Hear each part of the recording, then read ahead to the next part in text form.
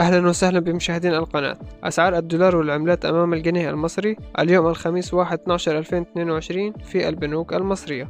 في البداية فضلا وليس أمرا الاشتراك بالقناة وتفعيل الجرس على الكل ليصلكم كل جديد، وبالرجاء دعم الفيديو بلايك. أما أسعار العملات والدولار فقد سجل اليورو الأوروبي شراء 25 جنيه فاصل 33 قرش، بيع 25 جنيه فاصل 76 قرش. الجنيه الاسترليني شراء 29 جنيه فاصل 46 قرش، بيع 29 جنيه فاصل 74 قرش. والدرهم الإماراتي شراء 6 جنيه فاصل 67 قرش، بيع 6 جنيه فاصل 68 قرش.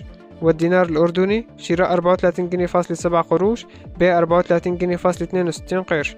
وسجل الدينار الكويتي شراء 76 جنيه فاصل 99 قرش، بيع 79 جنيه فاصل 89 قرش.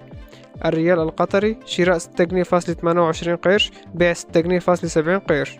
والريال السعودي شراء 6 جنيه فاصل 51 قرش، بيع 6 جنيه فاصل 53 قرش. وسجل الدولار في البنك المركزي المصري شراء 24 جنيه فاصل 53 قرش، بيع 24 جنيه فاصل 61 قرش. وشكرا لكم على حسن الاستماع.